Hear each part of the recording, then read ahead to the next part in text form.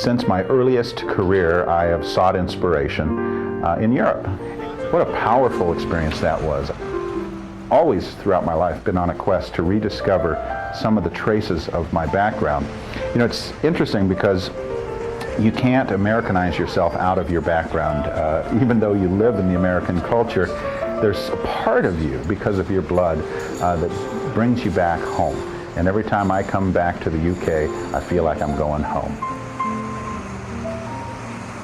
Coming back to the UK brought me connection with my roots, but it also gave me a sense of inspiration. Because of the sculpture is silhouetted, and then that brings us down the vista that's just perfect.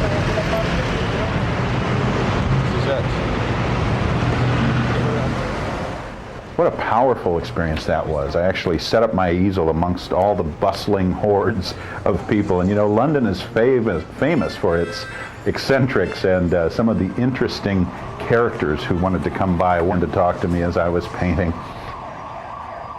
As I was standing there painting, I was able to shut out the surroundings of all that bustling humanity and enter into an inner tranquility, a sense of escape into the beauty of this scene.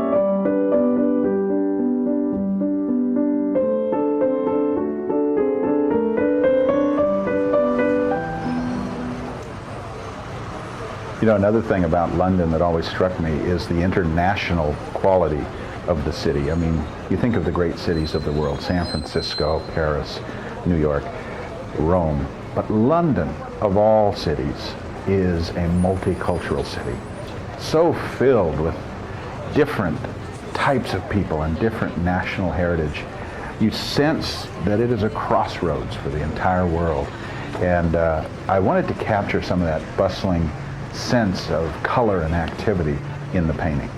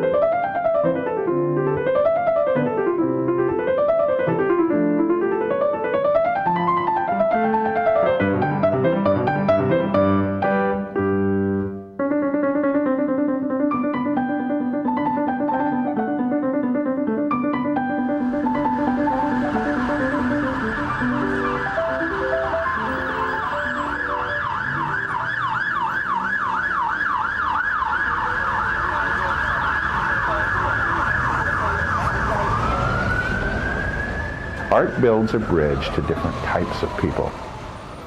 A complete stranger made a bridge to my life, and we talked for probably 10 or 15 minutes. The angel, the portrait, the sculpture of the angel or the heroic figure was described to me later by one of the London historians as a angel of charity, as a messenger of hope that was presented to the city.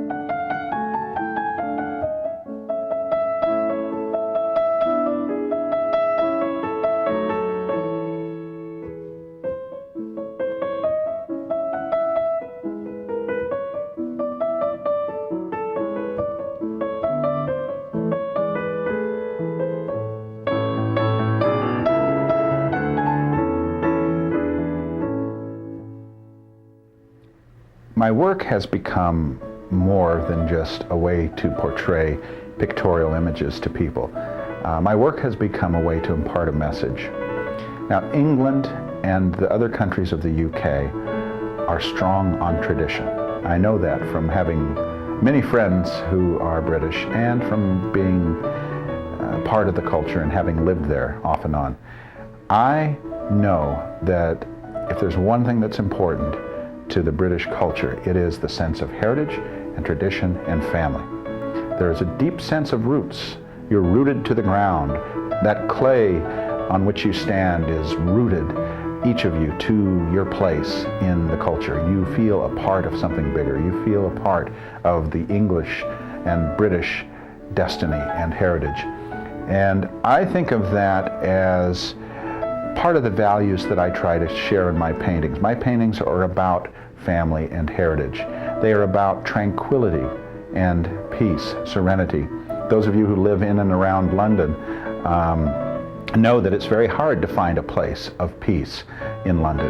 That is a busy, bustling city, full of energy, full of all kinds of cultures and all kinds of voices shouting at you and people pulling you in different directions. You need an escape into a world of serenity. The other big mission I have is to share light, share a sense of God's love, His hope, His joy with other people. Whatever talents I have, I am convinced are on loan. God gives you your talents, each of us our talents, as a gift. And so I believe He expects us to use them to bless other people. These paintings are messengers that go into the home. They silently sit on the wall and they convey a message, a radiant message of hope, hope for the future, and a sense of tranquility, peace, and love. I affirm through my paintings and through my books and through everything I do the basic values of family, home, peace, a simpler way of living, the beauty of nature, and a foundational faith in God. Those are the things I believe in, and I hope you see those in the paintings. I call it the message of light. And if you have enjoyed my paintings, I want to thank each of you for sharing the light. God bless.